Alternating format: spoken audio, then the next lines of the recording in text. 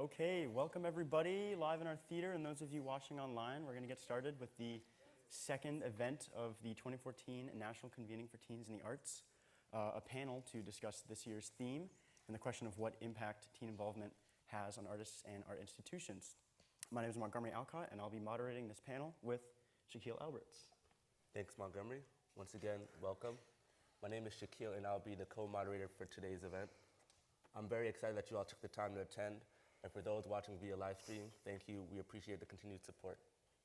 Yeah, so actually before we really kind of dive into the discussion of the panel, Shaquille and I are each going to take a couple minutes to actually introduce ourselves and kind of describe why we're in this role as moderator for this panel. So my name is Montgomery Alcott, and I am an alumnus of the ICA's teen programs, having participated between 2008 and 2012. And in the summer of 2012, I participated in the teen convening as one of the representatives. And as you guys will definitely, experience, totally monumental, couple of days and all the preparation.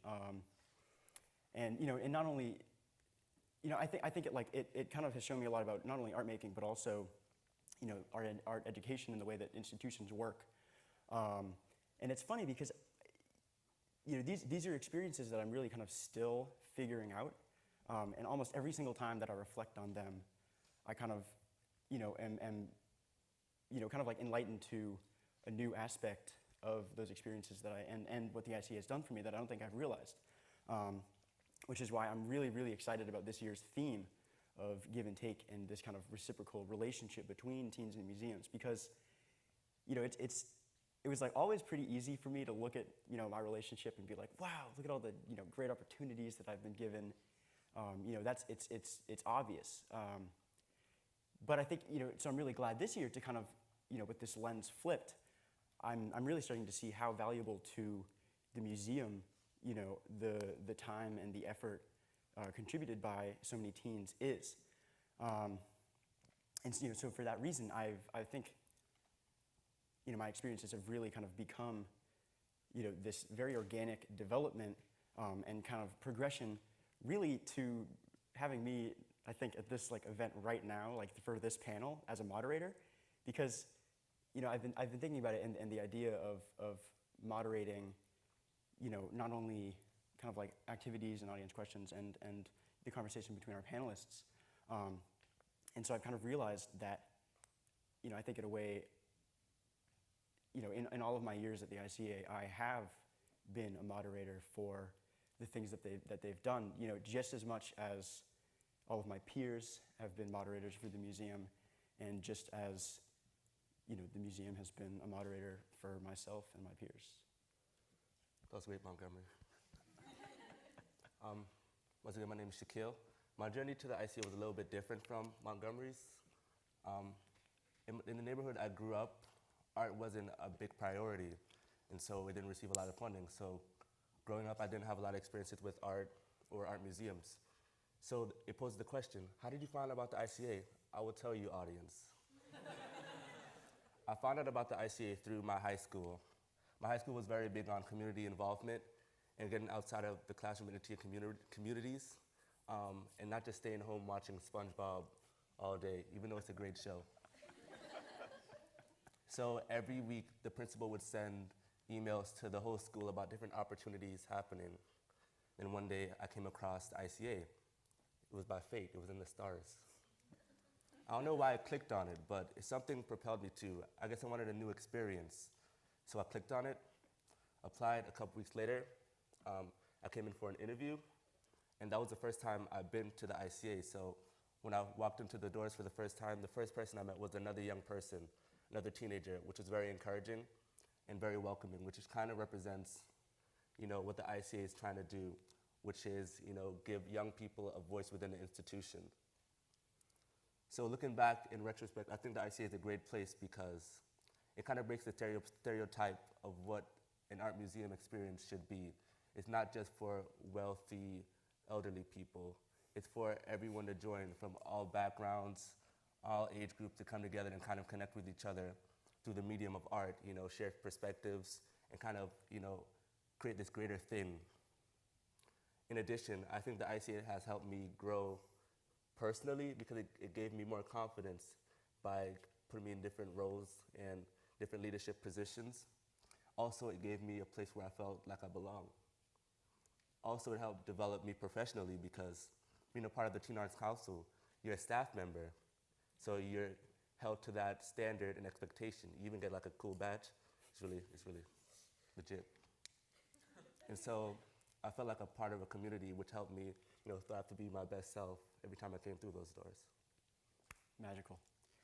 Now we're going to take a minute to introduce each one of our panelists. First up, we have Jill Medvedow. She's the Ellen Matilda Poss Director of the ICA. And she's essentially the reason that the ICA has teen programs and has absolutely been instrumental to building the family that I think Shaq and I are really proud to call ourselves a part of here. Also, Jill has been a great role model for us over the last few years. It's her passion for empowering teens that helps keep the ICA's mission of creating a place for youth development alive. Look at us. Wouldn't be here without her.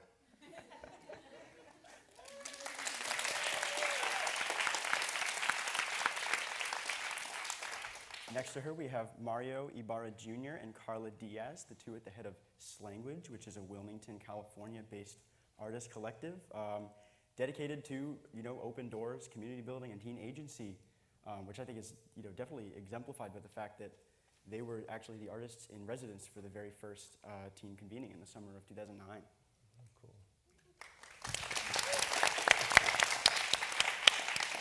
Cool. And finally, we have Sandra Jackson Dumont. Sandra is the Frederick P. and Sandra P. Rose Chairman of Education at the Metropolitan Museum of Art in New York City, the largest museum in the Western Hemisphere, AKA she's a very busy lady. Also, she's been very instrumental in the rising of teen programs, starting teen programs in institutions including the Whitney Museum in New York, the Studio Museum in Harlem, and Seattle Art Museum.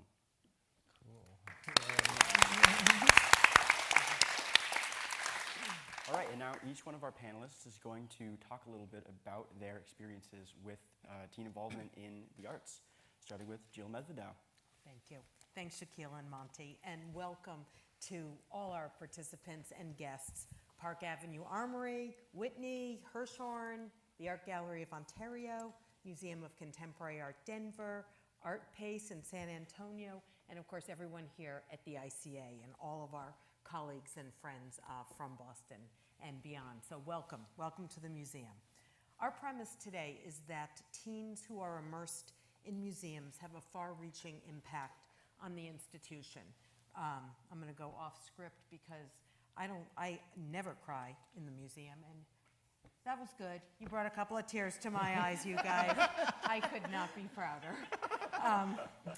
But at the ICA, the impact is far and wide. In addition to the joy, the energy, the fashion sense, and the appreciation for good food that ICA teens bring to this museum pretty much every day, we see the impact of teens and teen programs from the inside out, beginning with the teens as individuals and extending to the larger world. We think in terms of direct impact on the ICA and our operations, the surrounding neighborhoods and communities, what are the key issues facing our city, and the future of our democracy. What kind of knowledge does a young person need to participate fully and with compassion in our global society? That, I would say, is our fundamental and core mission. So today, I just want to talk about five ways in which I understand and experience the impact of teens here at the ICA. First, and in no particular order, teen programs present both a challenge and an opportunity within the context of the day-to-day workings of a museum. For me, this means that funding for teen programs must be a core strategic and financial priority. They cannot be up for grabs every year in the budget negotiations. Teen programs engage staff and departments throughout the museum, from development to marketing, finance, and curatorial. So for example, in organizing tonight's Teen Night, nearly every department of the ICA has been involved. Our chief financial and chief operating officer had to work with our lawyers to make sure the outdoor skateboarding ramp would be safe and secure, and that the ICA would be secure as well. Our development department worked to bring teens and Converse into collaboration. Our facilities, production, and special events departments have planned all the kind of complex logistics to ensure that tonight runs smoothly and that it achieves all of our goals. And our curators facilitated the collaboration with artist Matthew Ritchie, the result of which will be projected outside on our plaza as part of tonight's program. Second, teens make the social issues of our city personal to us here at the museum. Through you, through them, we become members of every neighborhood and every school community with whom we work, both when good things happen as well as when bad things. For example, issues of love and relationships, personal identity, political activism, life in Boston come alive in the art making that we see in our student films and in the spoken word performances in our Wall Talk program. When one of our Teen Arts Council members gets into college, we are as excited, I think, as their families, because we know how much work it took inside and outside of the ICA to reach that point. A couple of years ago, one of our Teen Arts Council members was in the first graduating class from a new charter school.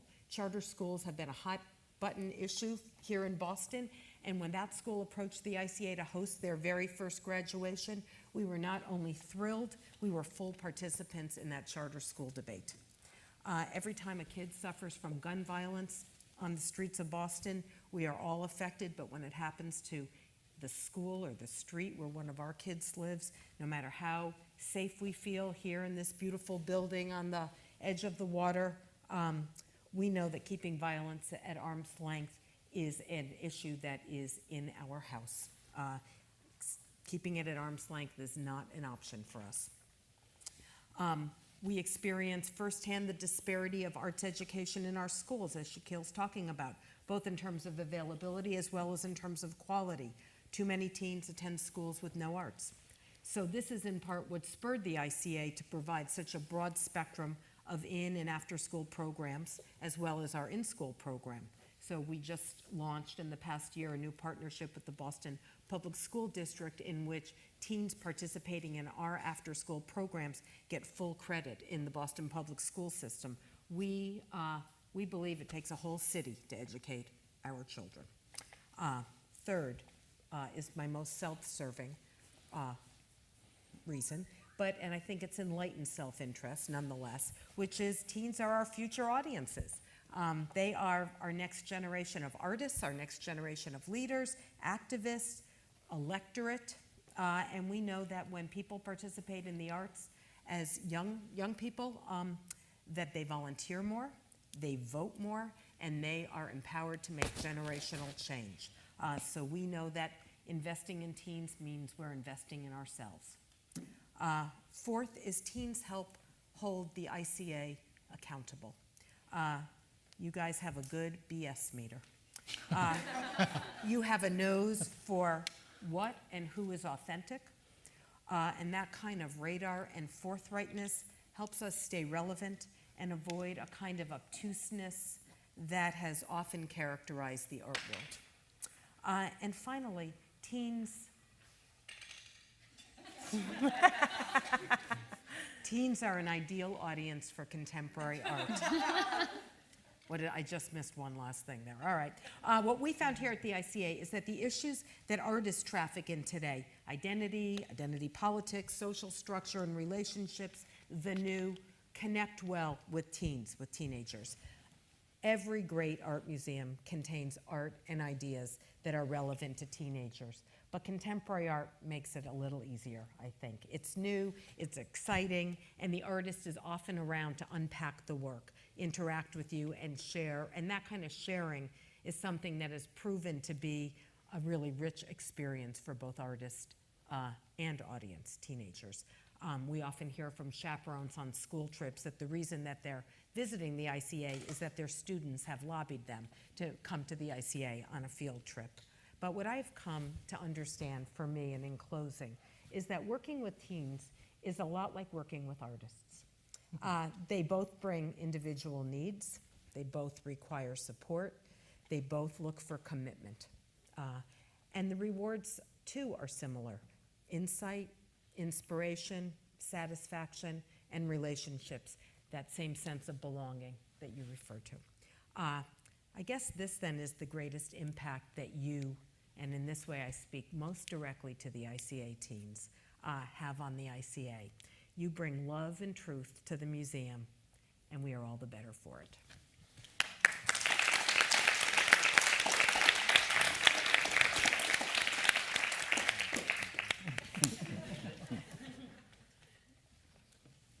Next up is language and their presentation. Okay, cool. Hello, everybody. Can I get a big oh? All right. In here and out there in the internet land.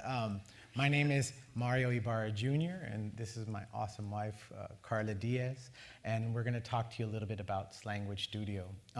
The way that Slanguage started out was Carla and I both have master's degrees in art from art schools, and we been in art our whole lives, essentially, and we were always working with different institutions, be it a school, be it a center, et cetera, and our mentors were really great in relationship to having their practice as artists and also facilitating things that we wanted to do. So Carla and I, and another friend, Juan, we went and rented this storefront studio. You know, we were thinking, oh, it's gonna be our studio. We had like a plan of like how we're gonna have like a shared exhibition space, and curators were gonna come and visit us, and we would be fancy with cheese and stuff when they came over. And yeah, we wanted a place where we could have a common work area and all these utopian things that young artists think that they want to go down in their first studios.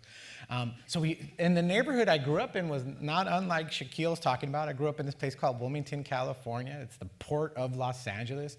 Nobody really hears about it, but I'm sure you've seen it in all kinds of movies when they show all the cargo containers and stuff there. But there's no art there. Everybody's kind of like my mother is a longshore person. It's a real kind of blue collar working area. So like art is kind of backseat unless it's learning how to spray paint your gang name in an alleyway, or like get a tattoo with something you made in your basement or whatever. Like that's how art is kind of expressed, or making a lowrider car or whatever, or having a rap song or something like that, right? And so we rented this storefront thinking, oh yeah, it's cool. We're gonna have this studio, we're gonna work, make art. And then we started getting these knocks on the door. Like, yo, what are you doing in there? And we were like, what? Who is it? Oh, it's like Raul, like some 17-year-old, 18-year-old kid from the neighborhood who had like followed me from my local graffiti career as like, like, oh yeah, like, aren't you this person? Like, I want to draw and make art too. And we'd be like, oh, okay, well, like, come in and here's some paper, go to that corner. And then the next day, like 3 of his homies would come with him, like, yeah, this is this girl and this and that. And, nobody has a real name. They're like Pearl and Spew and this and that. I'm like, oh, well, come in. Like, oh, well, I want to make stencils. We're like, here's an X-Acto and go to that corner.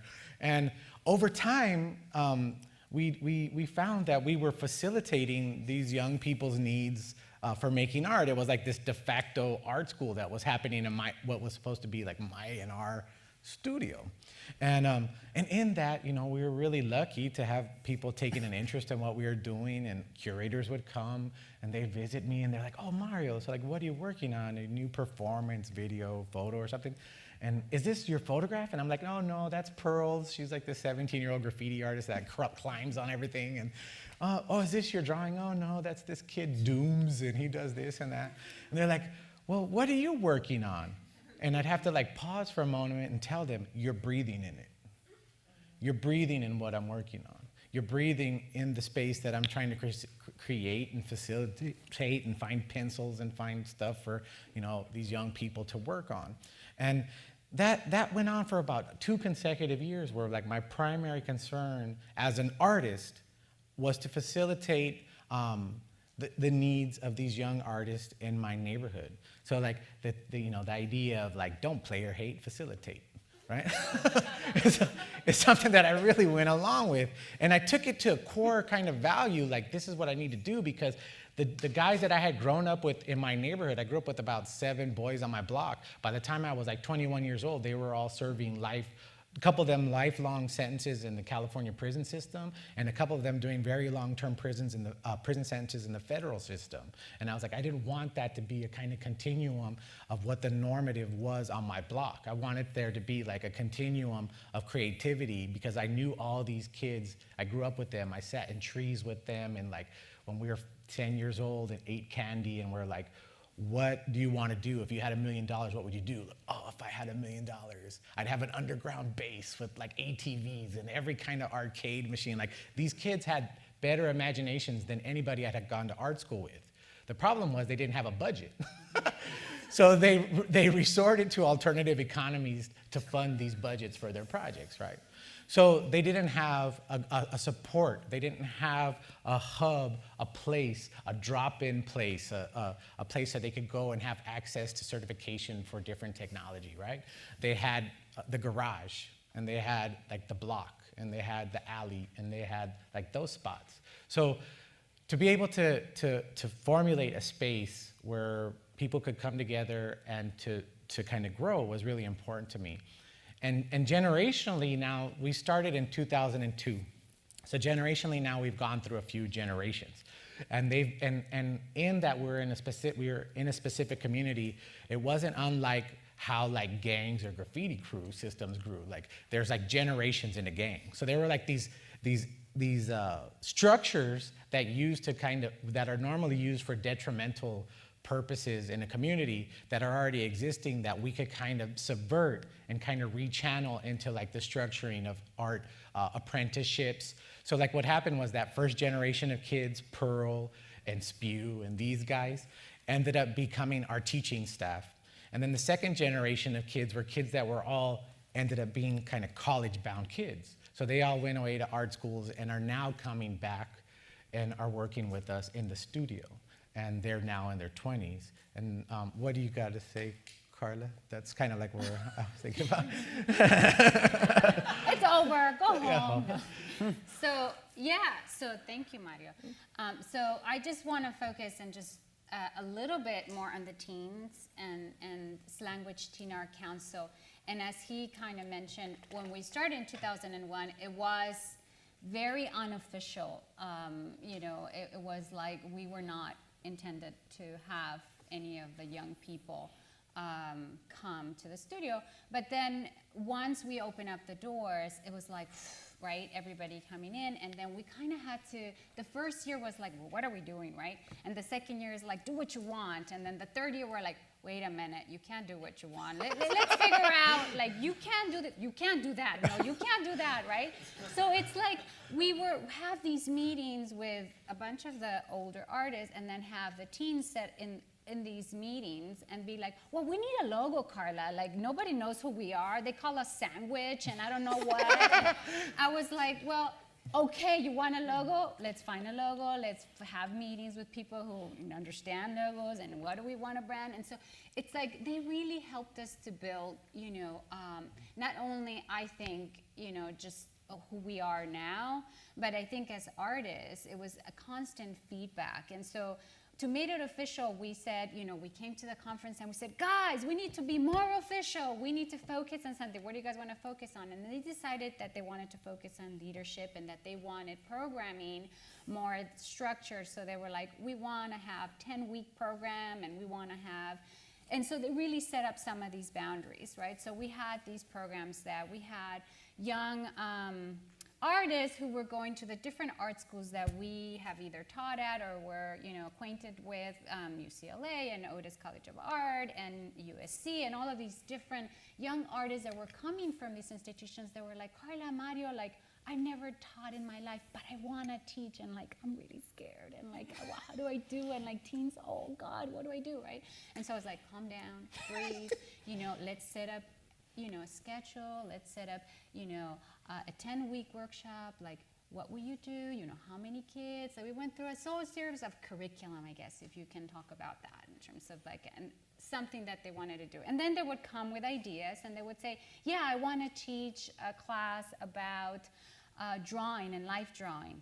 And I would be like, boring, right? Like as a kid, you know, I'm such a person that I believe in terms of like what excites me as a young person. And I'm not that young, but I would sit there, and even when I was an art student, like life drawing, boring, right? So what excites me about this? So I would say, think of something else, and they would be like, well, you know, the history and the things that we make and that we're interested in, what do you want to make? And they would say, well, I want to have a social impact, and I want to make that change evident and have the teens help me through that. And so they would think of, you know, a certain thing that they were interested in, a certain subject, right? So for instance, this young woman who, Betty Marin, who it's like she wanted to do the life drawing class, and she was like, I want to do this life drawing class, but I also think that it's important that people know and find out about the food and the politics of food, and how this city in particular, all of the young people here, is the #1 city that had been rated in California as being like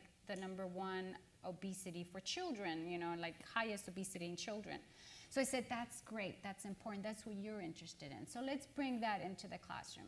And so I think some of the pictures that you've seen is the Betty Marin teaching this class that kind of merged these life drawing with food politics. And she really talked about you know, where food comes from, like how some sources of food, and what you saw was like she gathered the students in her uncle's garden and how he started to garden certain foods and all of this stuff. So it was like really important for her and the kids to really understand not only the, you know, the impact in their neighborhoods and where the foods come from, but also they grew some of their foods. And we began to build the green spaces in the neighborhood, because you imagine it's an industrial space.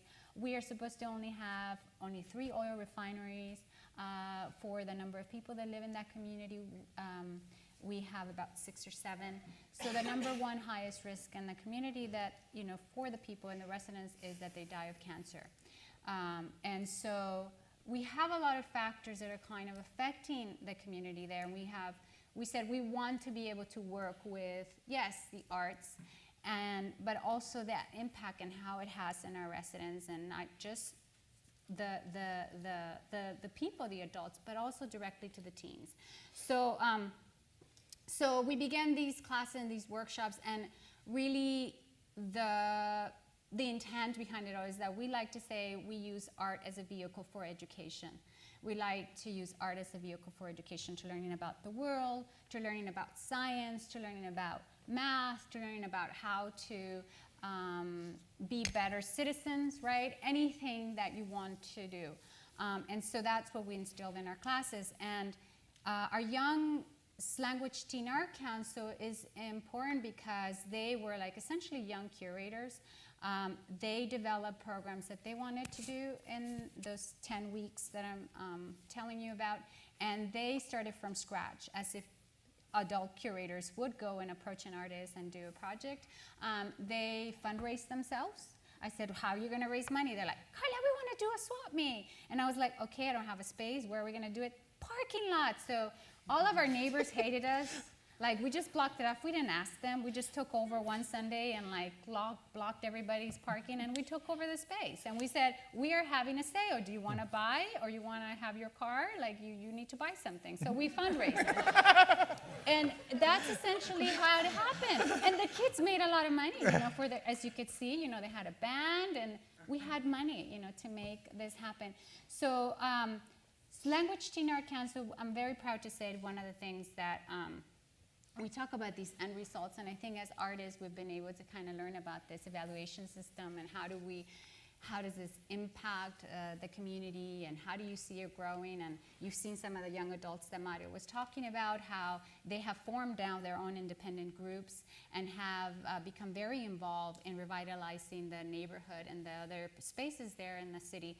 But I think one of the other things that, in terms of evaluating, is the fact that, you know, some of the young women who there were no young women that were graduating and going to pursue an art career in the city of Wilmington. And so now we have three young women who are in an arts degree in college, you know, UCLA, who have, it's great to see them there, you know, that they're like, wow, you know. And so I think as far as being able to reach some kind of goal or being able to make an impact, that is certainly something we're very proud of. I'm talking a lot, but Just to the gist of- piggyback on that, what Carla was saying is that there was an intentionality at the beginning to always be about art at its core. That art and having young people come in to create their visions or help facilitate their visions was always important. And as artists, we have a lot of agency within, you know, you think that you as an artist, you could create things and you make things and you put them up, but you don't really understand the potentiality of the agency that you have in the world. And that in certain contexts, if you're always around art all the time, it's kind of, you could throw a rock and hit an artist. But once you start engaging in communities, people are really open to understand like what an artist does. And I kind of equate it to like, you know, when you go to art school, there's this whole thing where you have to like defend yourself and everything is operating on the defense, and then you learn how to put up your dukes, and that's all great. But then when you enter the world, I thought that when I came out of graduate school, that there was a kind of like put up your dukes thing, and then I started engaging with museums and working with people, and I found that there was like open arms, like this hug, and I was like this weird person that didn't know how to hug, and I was like, wait a minute, like, you don't want to fight me? Oh, hug. And I find that being able to partner with different museums and to enter into their realms, to bring in not only my art projects, but then to like be like, hey, I also do this thing, Jill, like my wife and I, and da-da-da. And then we end up here the first year, 6 years ago with Rosanna Flauti, and now we're back here again with you guys. And the thread of hearing all the different councils today from an artist perspective is that in 2009, I was a resident at Art Pace, right? And they didn't have a teen arts council. Carla and I came in as part of my engagement there and did a workshop with their teaching staff. 2008, I was in the Whitney Biennial and did an exhibition in the Armory. There was no teen group at that time. I had to work with a teacher from the Lower East Side to bring in a class of her students to do my talk with teens, because I thought that it was really important to be engaged with young people and that my work would be that way. So it's really exciting to see you all here today and to see these things kind of growing and to see this event growing. Thank you. And I think also piggyback on that, it's important to understand that as artists, I think it was more important that we are invited to these institutions and to be able to workshop and do that, and that we ask to work with teens and to be able to make that part of our work. Because I think it values that, it gives it a different value. I mean, often we do get to be tagged on and separated, and you know, museums tend to just, unlike the ICA, you know, to be able to say, add on education kits over there, that little room in that corner. And so to be asked to be an artist in an exhibition and say, hey, where are the teens, where are the education people? Because honestly, in the museum, the education people are the coolest people, right? Right? Yeah, isn't that true? Like, yeah, they're making things happen. So to do that, like, people are looking at you like, wait, what? What's going on? So I think this is really the idea behind that, you know, because we do in our work, it does inspire us, and it does add a lot to our work. Not only the way you troubleshoot, but just, you know, the way we see you working, or processes really influence our work. So anyway, thank you for having us here.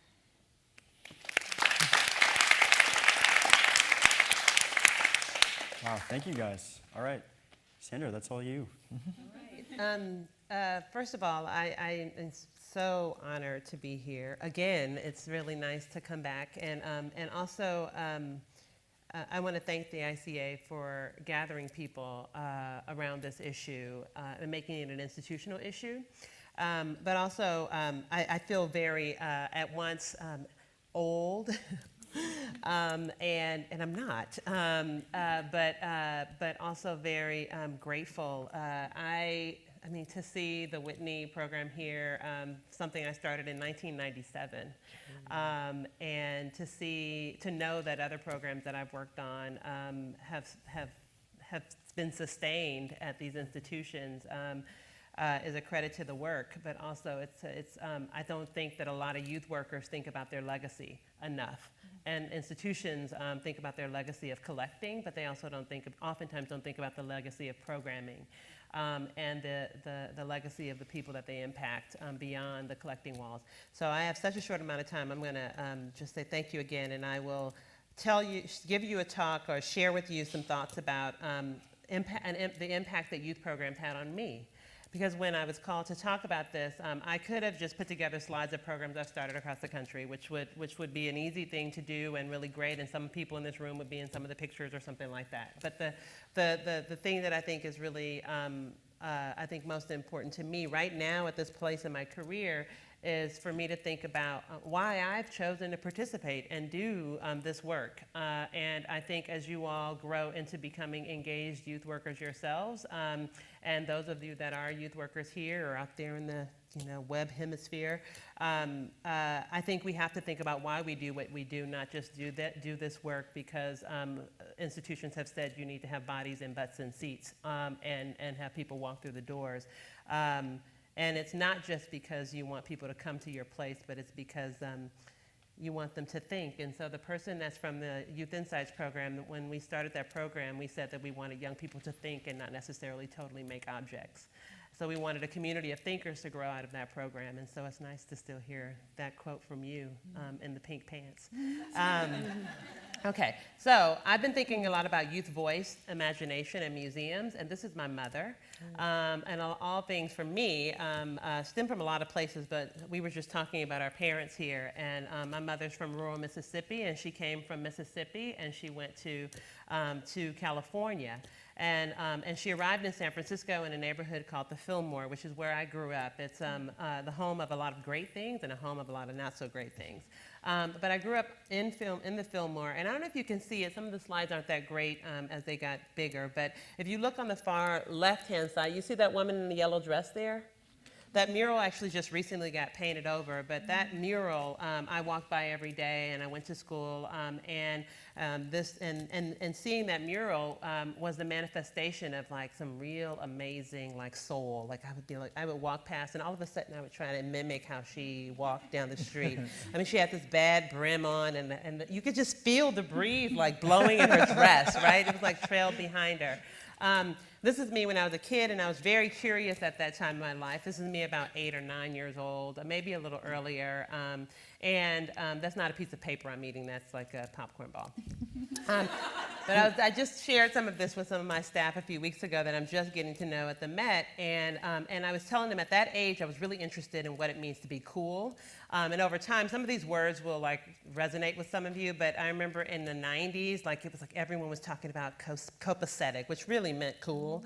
And then, there's like this whole idea of dope, like back then, it's like, she's so dope, he's so dope, oh my God, that's dope. Or there was this like moment in 2000 and something where cool also transformed into the word sweet. It was like, that's sweet. Yeah, that's fly. And then it was like, oh, I hope the next word is fly. Yeah, it's fly. Oh, she's so fly, that's fly. This whole idea, now my brother, I was telling my staff the other day that my brother put me down with this thing called, like, oh, that's 100.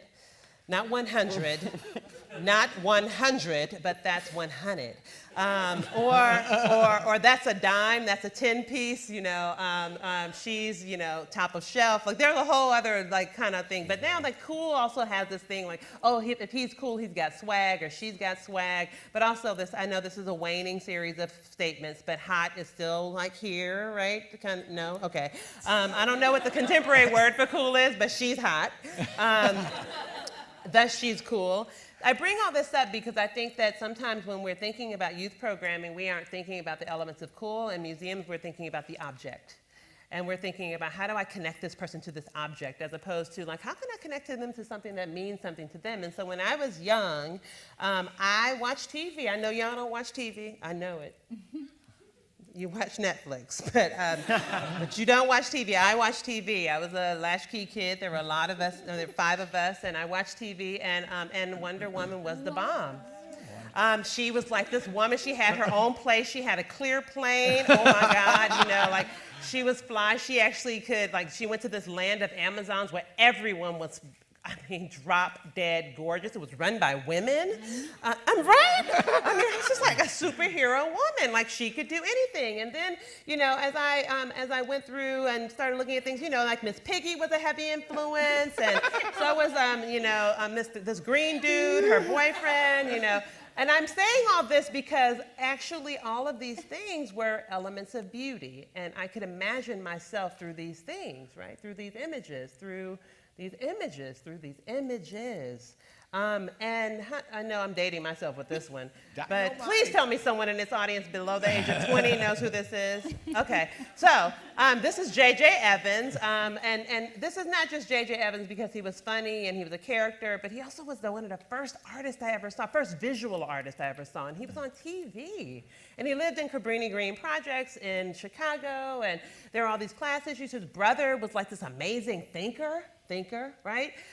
If you haven't seen any of this, you need to go watch it, right?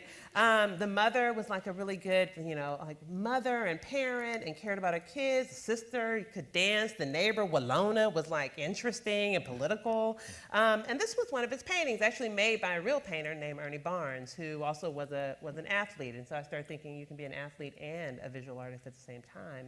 But I didn't learn about him until actually I took this class with this dancer who was my first teaching artist. I don't even know Pam's last name. This is Pam with the bad afro.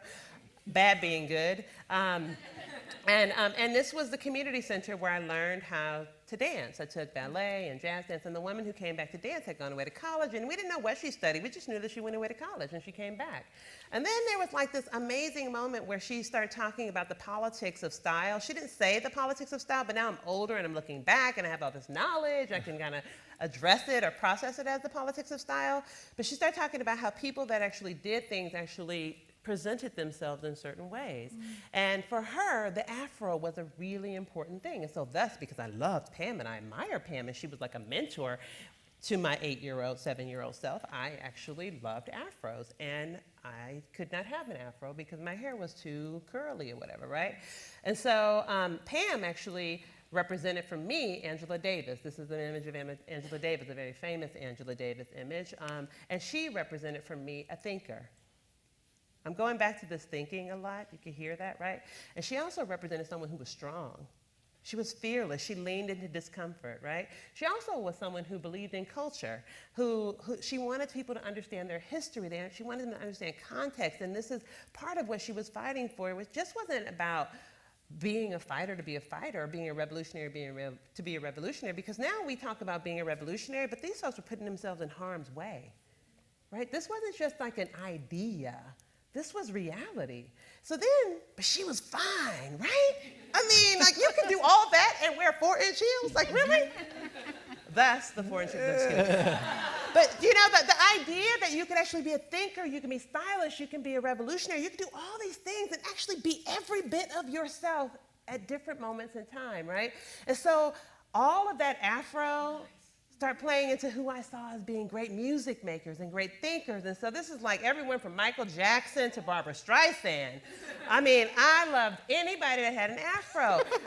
But they all were great thinkers too. They were great musicians. And I should tell you that those great musicians were singing about what was happening socially on the landscape, right? What was happening in the world? Change is Gonna Come by Sam Cooke is coming out at the same time that people are protesting, and it becomes the theme song for the civil rights movement. This is pre the time I was born, excuse me. I wasn't even born yet. I'm nostalgic for these amazing moments in time where artists stood at the forefront of these movements. Thinkers stood at the forefront of these movements, not reality TV personalities, right? So this is actually, how many of you know who this is? Can someone scream out who this is? This is Kwame Ture, who also was known as Stokely Carmichael. Great thinker. Had an afro. Sorry. Had an afro, but he was also an amazing person who actually got young people who were in college to read 70 pages every week and think about the politics of learning. And so the reason why I bring them up is because I bring up these people because, like, the stylistic tendencies of people that were just a little older than me who came back became the visual manifestation of things that I thought were important. And so I lived down the street in San Francisco from a place called the One Mind Temple, also known as the St. John Coltrane Church. Jazz musician. Okay, it's still in existence. If you go to San Francisco, you should go. It's not in the same location, but I grew up down the street. So my image of God as a kid wasn't actually just of a certain type of Michelangelo image, but it was also that, you know, the people at these churches could be like musicians, like full-on jazz musicians. So this is the inside of that church. So I would like press my face up against the window. And this is what I had learned over time Christ looked like. But when I went to the St. John Coltrane Church, it looked like John Coltrane. Right? So my image of God became like, he looked just like my uncle. So this is amazing painting, by the way. So my image of Christ actually started to look different, and then music and spirituality started getting wrapped up in one. And so these are musicians that I respected, and their album covers like informed me in ways that CD covers can't even do justice to right now, or I should say, whatever, you know, iTunes. So at the same time, this woman, Judith Holton, actually comes into play, and she's a PhD person, or, you know, thinker. And you see this mural on the side of this building is a Benin sculpture. So like all these things that would normally reside in museums actually started being on the sides of walls in neighborhoods that I walk past or walk through all the time.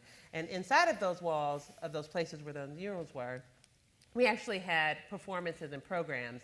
And I was a part of a theater group.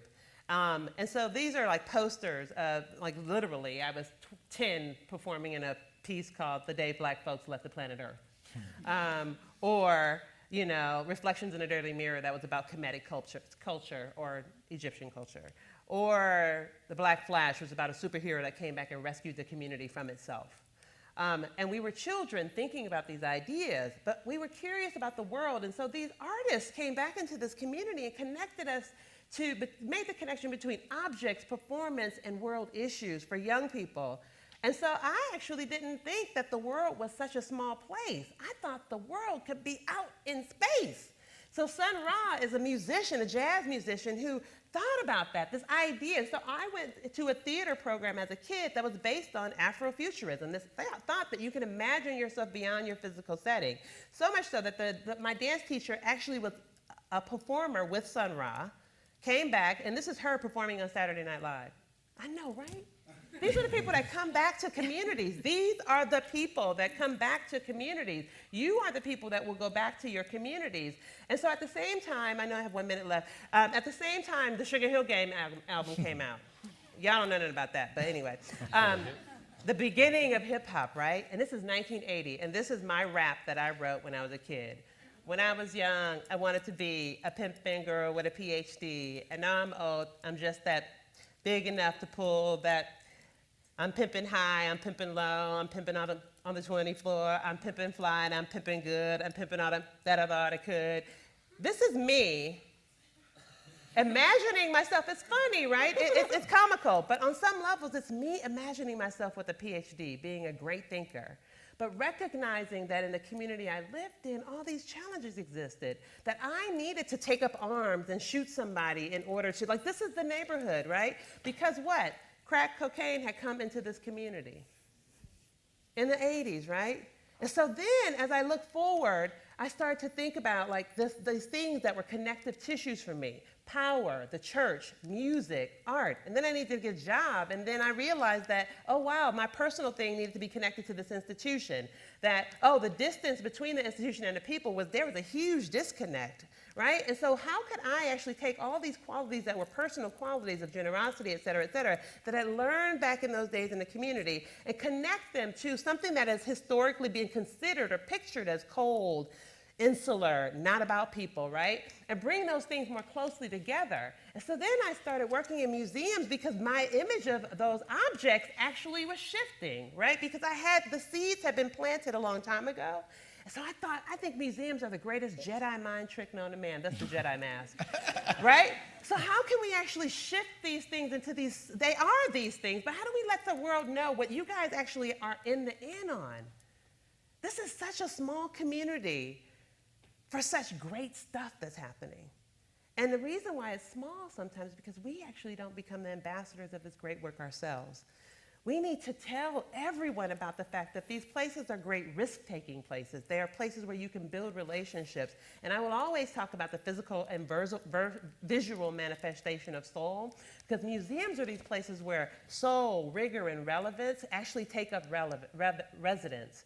And what we're dealing with right now in cultural institutions with teen programs is this idea that there needs to be a theory of change.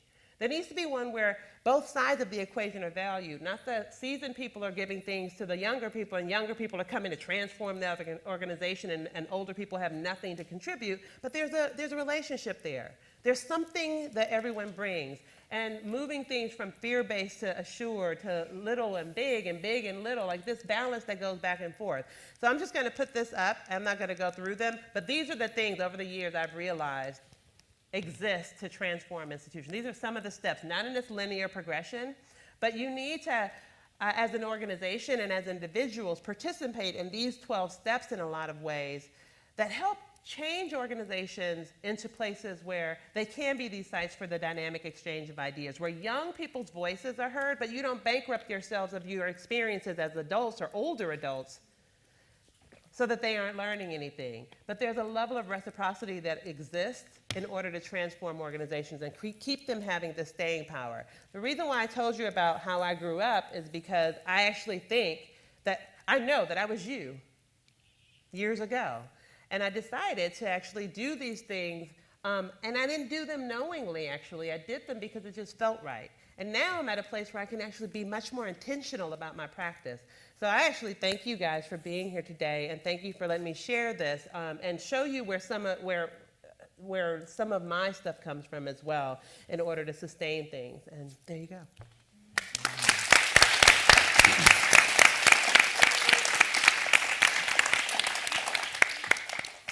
Can we just have another round of applause for all our panelists?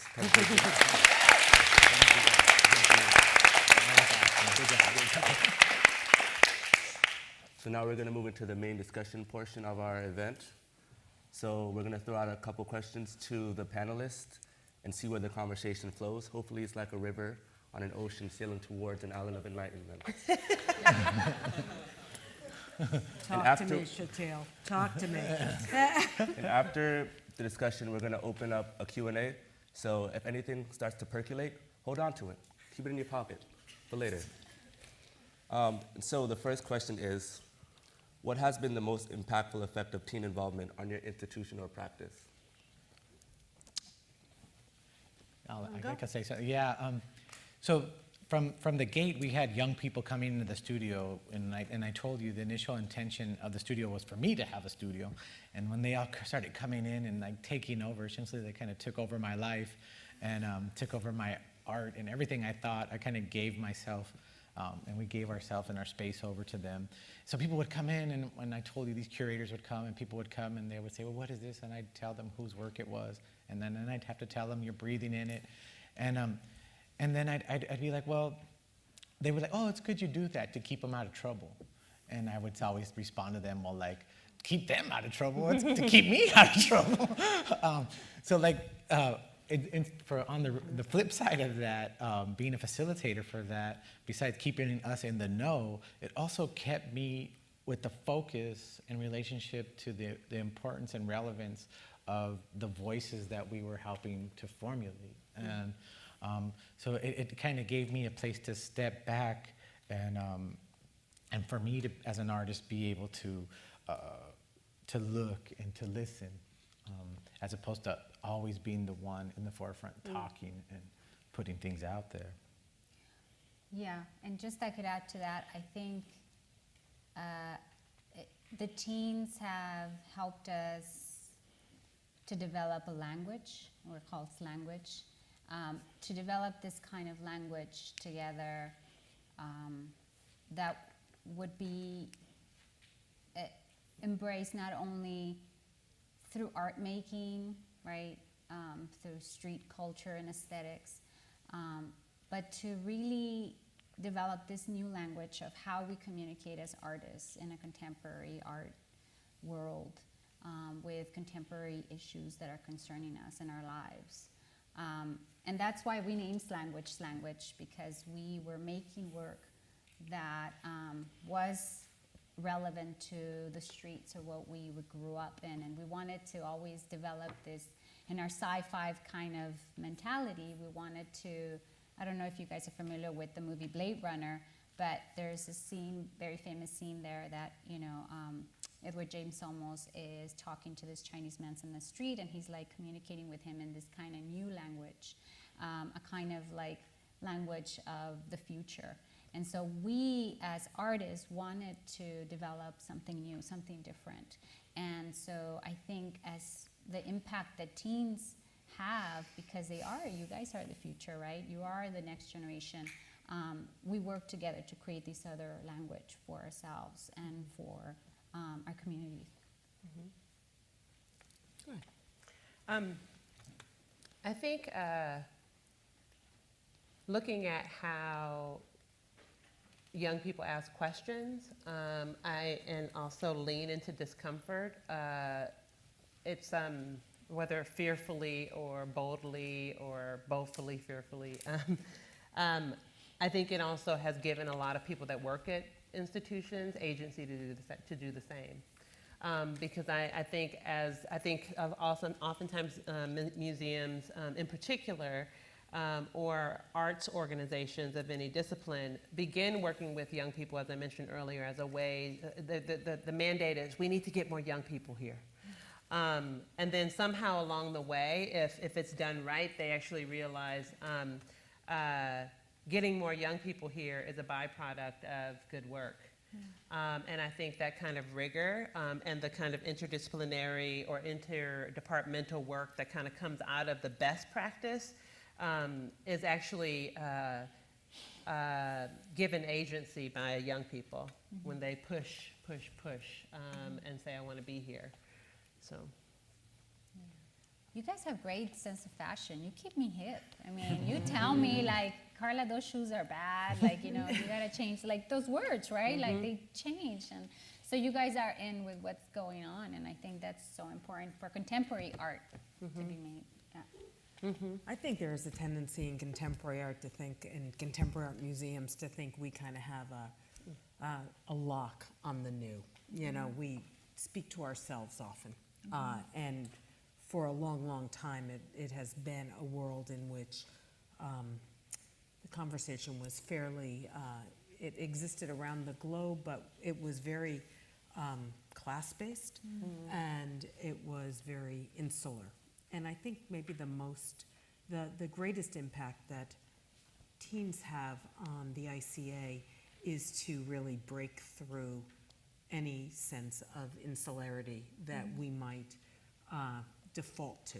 I think that part of what you help us work against habit, I think, in many ways, because there's a lot of appeal to those habits. In fact, they're familiar.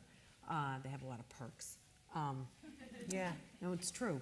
But when we built this museum, and we've been here 7.5 years, one of the questions we asked ourselves is, what resources will we now have to put in service to our city? And all of a sudden we had different resources than we'd ever had before. We had actually a facility. We've always had artists. We have now art. We have this amazing staff, incredible colleagues at the museum. And when we really took a look at what were the pressing needs in our community, one of the most pressing needs was, in fact, the after-school hours for young people, that there was not a lot to do, as you're saying, and not a lot of places to belong. And increasingly, I find the word belonging in an engaged way, actively learning in a community of people, to be one of the most profound bonds that we can create. Yeah. And to me, that is the greatest impact.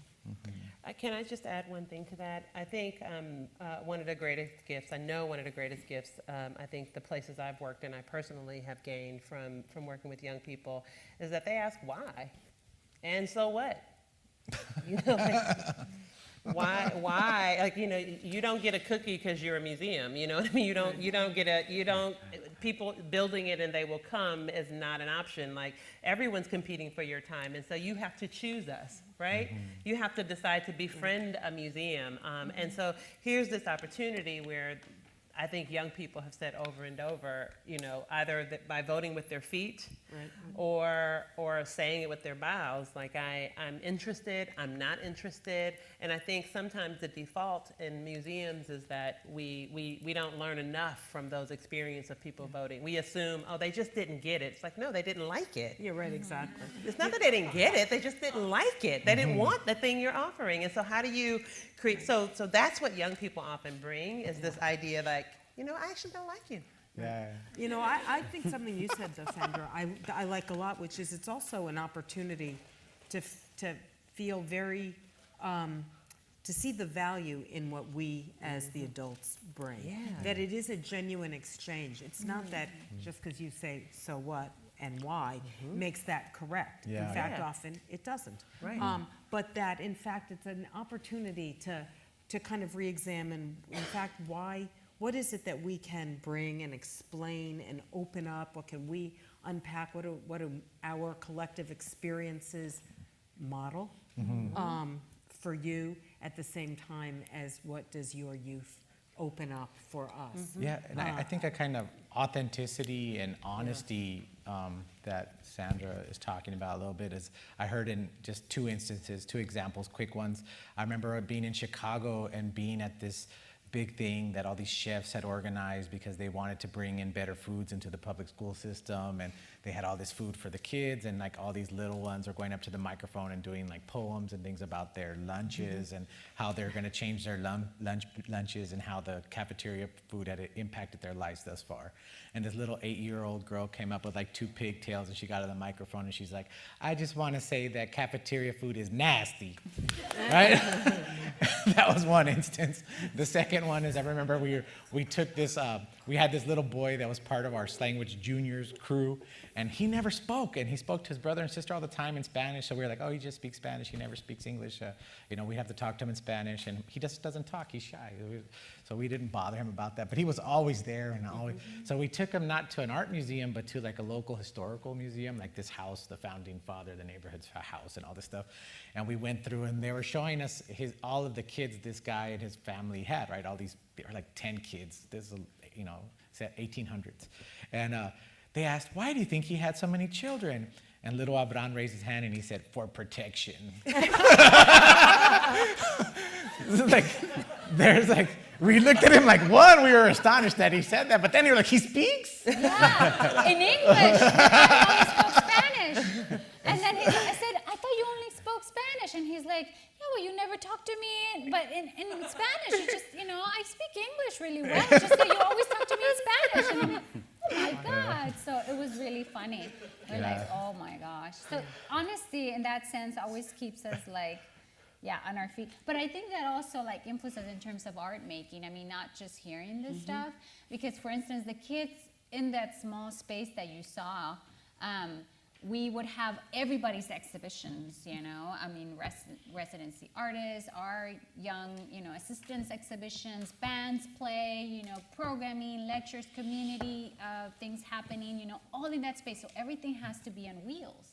And if you ever go to an artist studio, you can imagine if we're building this thing and making this thing and, you know, it's a process. It's like, oh, don't touch that, don't, you know, you gotta be able, but we were always moving stuff. But then the kids were always, and the students were always be coming in and seeing the process of that and being like, oh, what is that tool for, you know, and how do you do, oh, that's what design you're doing back here. Oh, this is the first part, then this happens and that happens. So I think that always helped shape, you know, what they were making, but also for us, like, and then they would come and be like, oh, that's an awful color, Carla, or like, oh, you're doing that, like, oh, why don't you make this? And so that would influence, you know, our perspective and our processes, so what we were making. So. Yes. So I guess with, you know, with that in mind, you know, this kind of, you know, idea of openness in the relationship, and Sandra, you mentioned earlier, you know, the importance of being friendly as an institution or an artist. I guess I want to ask kind of, you know, what you guys think the difference between, you know, giving teens real agency and just kind of engaging them as an audience is. Well, I think it's important to think about like giving them a toolbox, you know, because like with the neighborhood we were in and the certain like first, especially our first generation young people that we were working with, I could only be responsible for them or with them when they were with me in the studio, and I'd give them tools, things about, you know, critical thinking tools that we were talking about, and actual tools to make things and how to understand bringing ideas into the world or birthing ideas into the world. But so there was an openness in relationship to like that generosity and that reciprocity and that immediate relationship in that time. But like, you know, I'm a realist and sometimes a bit of a pessimist. So I know that they would go out in the world and there's other things and other factors that would put them into different situations. So, you know, a lot of, you know, we've had great success stories, kids that gone on to like summer programs at Harvard down the road and gone off to graduate school, but then we've had other people that have gone off to done residencies in state prisons, you know, and that's real. And that doesn't account for any failure on my part, like, or Carla's part, or like what tools we've given them. So like, that's what they choose to, like, they have those choices. There's like free will in their experiences in the world after they engage with us to make the decisions that they are gonna make. So I don't even remember what your question was, but Can you repeat the question? Yeah. Sorry, it's I just wanted to ask about the difference between, you know, giving teens, you know, real agency and. Okay.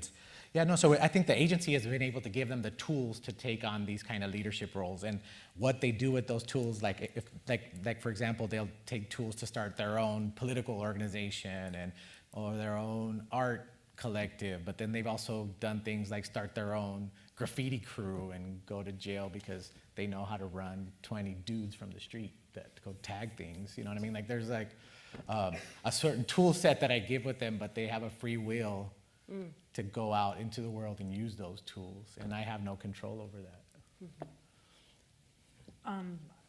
I think I would say that for us here, it's a kind of much more tactical answer in the sense of trying to create accountability, autonomy, and collaboration as part of the toolbox, but in some real life settings, so that teens here have immense responsibility for all aspects of planning teen night, for example.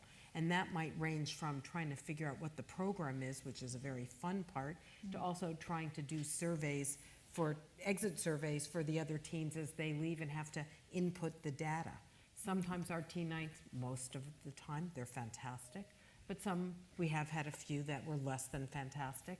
And that notion of like success and failure, and being responsible for that, for actually having to execute on an idea, is, I think, an example of where teens do have agency.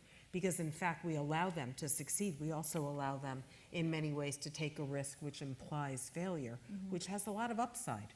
There's a lot to learn from failure if you don't do it too often. And so similarly, and this sounds a little bit like what you all are doing, but you know, after going through a lot of our new media classes, we heard from our teams that they wanted more clubs. Things like our DJ classes have now expanded into a DJ collective. Well, the DJ collective wants to actually go out and have some work. So they now are out looking for jobs and performing around the city and being hired. We brought in performance artists to work with teens who are participating in our reading jam, because we saw that there was a real appetite for actually getting a little better at the performance aspects of what it meant to present. I'm looking over there because I know the people responsible are sitting right there.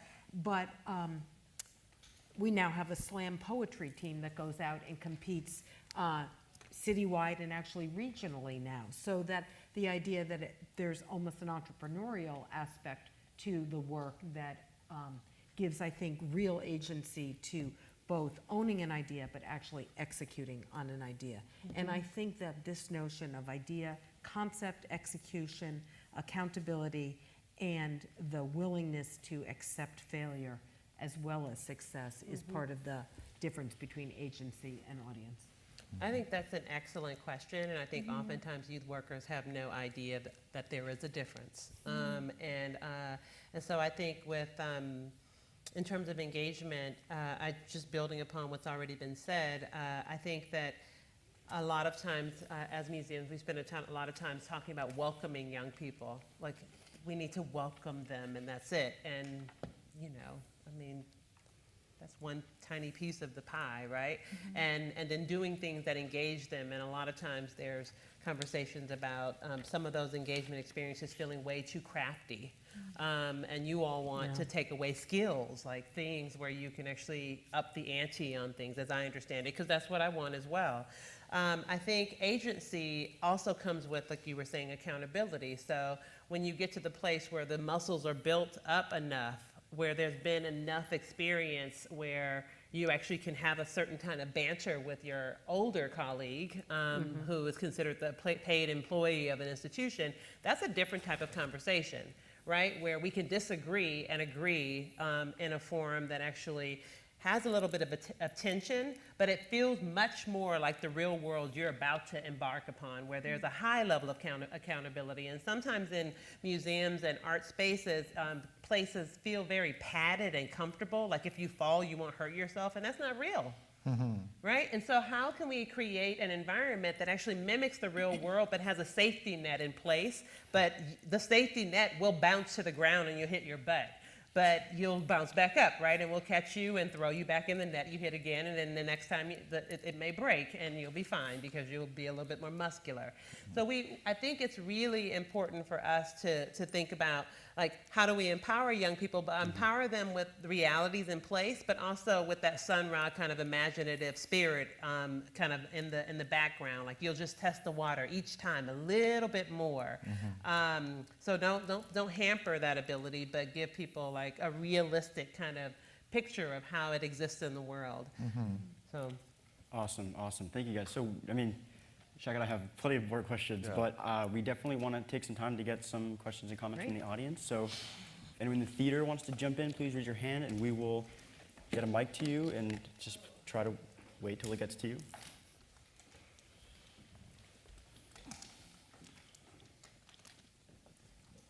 Go.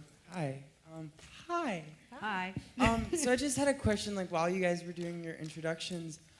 So like, yeah, so I'm like doing engineering in college now, and like I've like done art like all my life, but like I'm changing, you know, to whatever.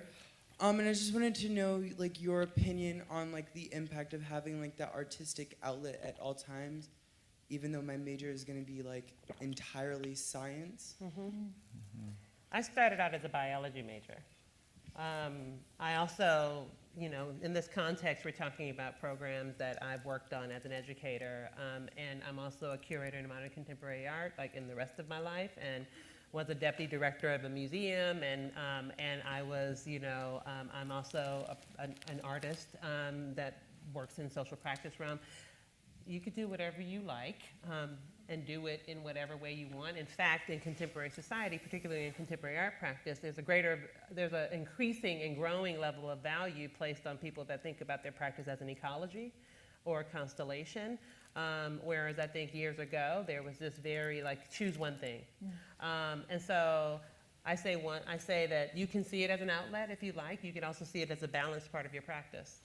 Yeah, I'll go with a really kind of simpler analogy. Remember these Bugs Bunny cartoons when Elmer Fudd would be painting outdoors, right? So he'd be like this plein air painter, and he'd have like an easel and like a smock and a little beret. You know, that classic image of like what we think an artist is. And there's three things kind of happening in that moment, right? So one is Elmer Fudd has his thumb out. What's he doing? Perspective, observing, taking note. Secondly, Elmer Fudd has his tongue out. What's he doing? Concentrating, thinking, making a synapsis from these things he's observing, right? Bringing these things together. The tree is 3 thumbs high, the mountain is 4 thumbs high, you know, he's making this measurement. And then what's he doing with this other hand simultaneously? Painting. Okay, there's 3 things happening there. 1, a sense of observation. 2, a sense of critical thinking. And then 3, taking simultaneous action. Tell me in any field where those three things will not be applicable. A keen sense of observation, a sense of critical thinking and analysis, and thirdly, taking simultaneous action. That's a basic Elmer Fudd scenario of making art. That is good. And you That don't- was good. that right there. I mean, come on, that was good. Sorry. Who wouldn't hire Probably you with don't those know skill Elmer Fudd. sets? Right. You know what I mean? Where would those things in a core value system of how you approach the world not be relevant?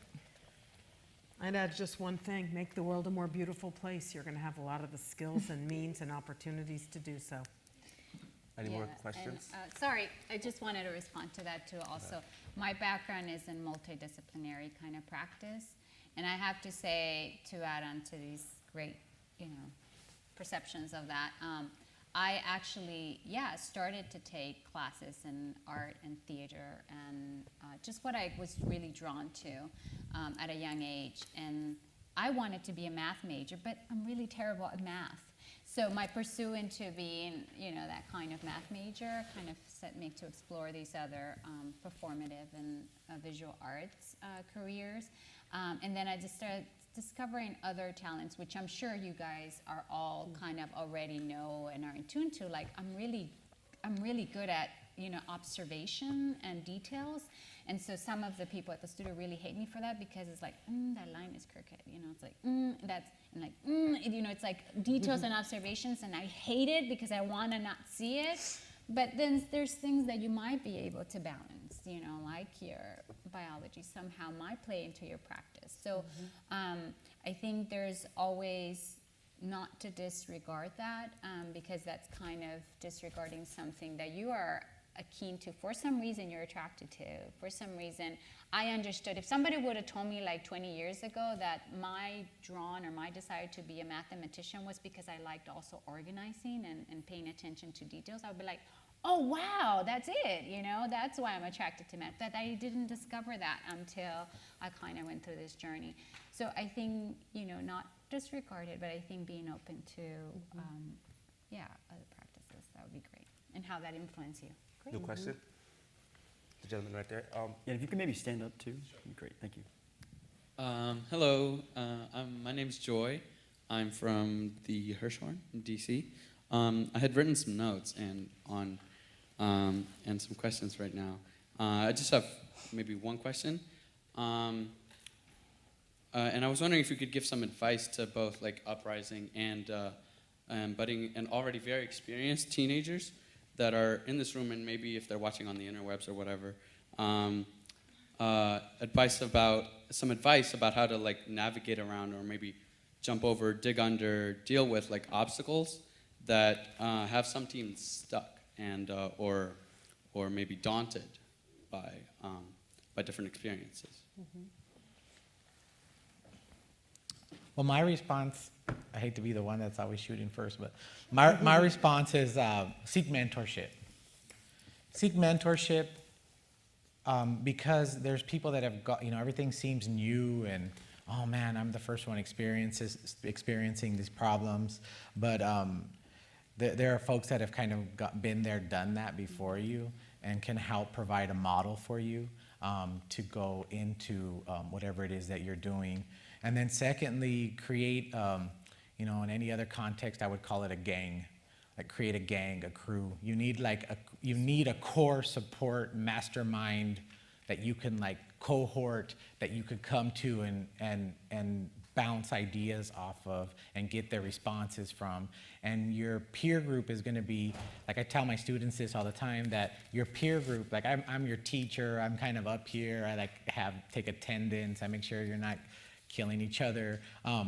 But you're really gonna learn the most from your peer group. And if you could find a peer group where there's a healthy sense of competition, like in and amongst yourselves, that will like spar you far further than just being isolated and on your own. And my best analogy for that is to think of like break dancers, right? Like we're a crew, we're break dancing, all of us, right? And like I jump in and do 20 spins, And then Jill's gonna be like, oh, no, you didn't. I gotta do 25, right? And like, how did you like move your butt and your arm that way to like spin back up, right? Like that kind of healthy sense of competitiveness within a cohort, which you have like already kind of building in these councils and things that you're on. If you could kind of really relish those things. For example, for myself, just a small example, I went to school at Otis College of Art and Design as an undergrad, and I remember there was like 3 or 4 other kids. We had this group called the Latino Artist Student Organization. And we were like the kids that would like, we were totally like on some nerd wars, right? Like if somebody had a book like checked out from the library, I'm like, oh dude, you got that book before me. And like, then you'd have to sign your names on a card, and I would like go check like, who has that Bell Hooks book? I'm gonna go find them. Oh, Ruben has it? Oh, no. Like we were like really like, and then we'd be like in the shop at night, like Eduardo's in there cutting wood. Like, I'm cutting wood too, dude. Like, it's 11 o'clock. Like, we're gonna leave we came with all our fingers, we're leaving with all our fingers. And then, so when I was in the Whitney in 2008, like, guess who had who was across the hall from me? Eduardo. Guess who was down Ruben? They were like the same kids that were like, Spew. yeah, Spew showed at Mocha with us. So like, you know what I mean? Like so like if you have a kind of, can create a healthy sense of like community and peer-to-peer kind of dynamics, it really propel you further than you just like looking in the mirror like, oh, look, I'm kind of cute, but not kind of cute, what am I gonna do? You know what I mean? Like, you need people. I completely agree, and I think some of those folks also want to surround themselves with people that are also looking out for them. So, you know, like you need people that are across the room, not even a part of your discussion, watching, you know, kind of observing, and they have your back, and then say, oh yeah, I was over in across the room and I saw such and such and such and such, and they were doing, and maybe kind of almost, I hate to say this, but it is kind of like conspiring together around something, right? The other thing I think is seek different perspectives. Some people get fan clubs, like their crew is not the crew he's talking about, it's their crew is just like people that just fan their egos or fan their, you need people I need people, and I think people that move through the world in healthy ways actually surround themselves with folks that have divergent opinions and perspectives, and helps them see outside of their own ideas. And sometimes it's not like a difference of opinion, it's just a totally different perspective on the same issue. And it helps you expand your thinking and expand your relationship to other people and respect other people's ideas around the same topic. And it also helps you get past some of the obstacles, because therein lies the strategy. When you can see it from other people's perspectives, then you can start to see the audience that you're kind of dealing with. And so sometimes people that are creating boundaries for you, you kind of just need to learn how to see it from their perspective in order to kind of get around or over or break through that boundary. The only other thing I would say is I think this observant thing, this Elmer Fudd observer thing, is like a through line.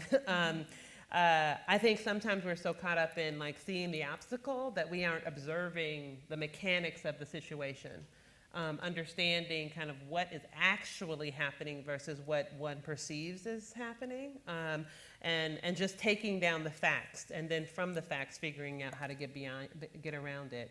But I think sometimes we lack that observation mode, that perspective, and those two things together help us get around a lot of things. And I'll just add to that a little bit more in terms, I agree also, observation. Listening a lot is, I mean, it's such a simple skill, but it's also a very hard thing to do, and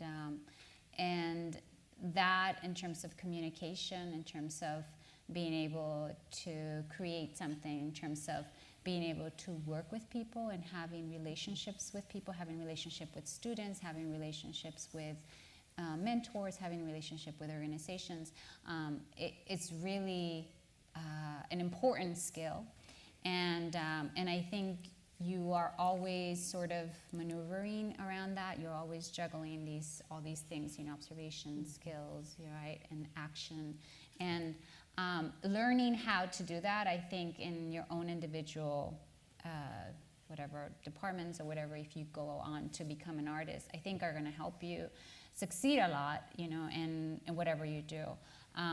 For working with the teens, I think I often like to first like sit back and then listen, and then try to figure out how to facilitate and see if I'm listening right. You know, sometimes even if I just repeat things back, like, so what you're saying is this, and then they're like, oh, well, no, you know, that's not what I meant. It sounded like that, but it's not what I meant.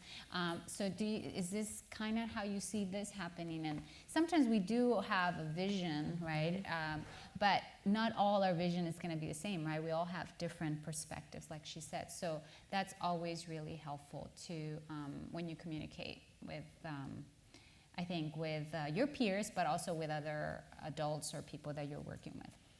Awesome. I think we have a couple minutes for maybe one more question. Right behind you. We need a girl. Yeah, sure. We need a female. Yay. We've had all men. Oh, okay. Sorry. Wait. Let's see hands again. I'm sorry. Was there someone else? Oh, man, right here. It's all teens All right. too. Okay.